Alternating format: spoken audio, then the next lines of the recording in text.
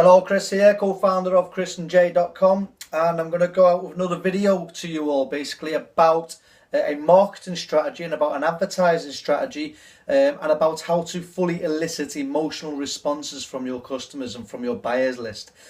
And I'm going to go about doing that by explaining a little NLP technique again that I've learned over the past few months while studying NLP, and I'm going to try and explain the term anchoring. Okay, now the term anchoring is used within NLP, and it's used within trying to elicit an emotional response from the person that you're trying to anchor. So it's trying to elicit an emotional response from your customer, or trying to elicit an emotional response from your clients or whoever it is that you're dealing with.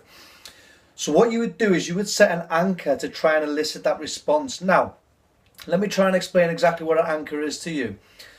There must be a smell, there must be a sight, there must be a sound, there must be a certain memory that when it comes on or when it comes present in your life, it reminds you of an particular event. So let's say, for example, a certain song comes on that reminds you of an ex-girlfriend or reminds you of an ex-boyfriend. As soon as that song starts, immediately your thoughts go to that boyfriend or that girlfriend. That's an anchor. So that's a sound anchor. So straight away, that the music itself is an anchor for you to remember your ex-boyfriend or your ex-girlfriend. You can also have smell anchors. So obviously there must be a smell that reminds you of being in your grandma's or your grandfather's when you were younger. Maybe freshly baked bread, as it is in my case. The moment I smell freshly baked bread, it just reminds me of being in my grandma's house. There are other things that remind you of it. There are certain smells, there are certain sounds, and there are certain tastes.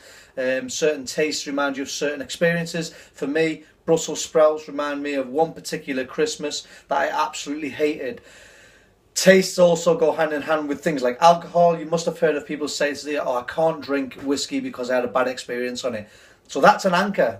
Basically, that bad experience on that alcohol at that particular time, the moment they taste that alcohol, takes them back to the time that they had a bad experience on it, and that then becomes an anchor in itself. So you can utilize these anchors to try and elicit information or elicit likes, leads, and captures basically of your audience that you're trying to capture. Now, the way you do this is you set your advertising campaigns and you put anchors within that advertising campaign. Okay, so that advertising campaign could be in the form of words, it could be in the form of video, and it could be in the form of songs. Okay, you can also have little jingles and all that sort of crazy stuff. So in order to create a successful advertising campaign or a successful headline, is you have to try and elicit an emotional response from your audience in the form of an anchor. Okay, that could be things like letting them imagine something, letting them picture something for themselves, letting them picture a fear avoidance thing, or letting them picture a gain thing. So you could do that in the form of words. You can also set anchors in the form of a video, as I have done for you guys here.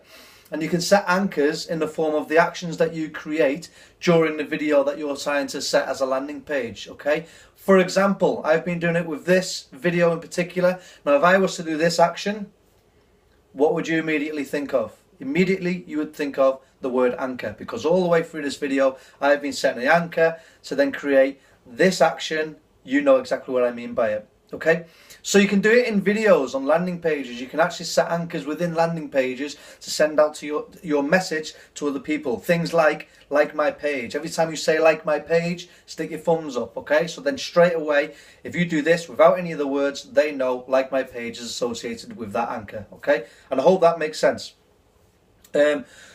So basically, that was just a really quick overview in what anchors are and exactly how to use anchors to elicit an emotional response from your customer, from your customers and the target audience that you're trying to target.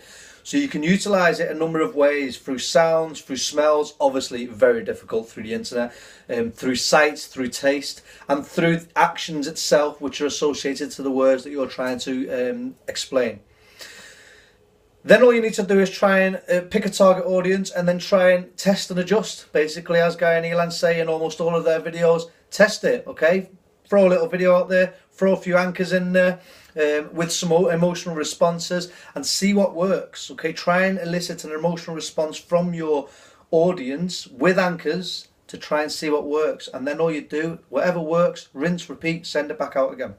Okay, like I said, really quick overview. If you'd like to learn a little bit more about anchoring, about NLP, then feel free to get in touch with me, guys. I'd happily be at the end of a phone call or Skype call to chat to you about that. Again, if you like this video, please feel free to comment, feel free to share it, and again, reach out and say hello to us. I'm going to leave it at that. Test and adjust. Let me know how you get on with it all.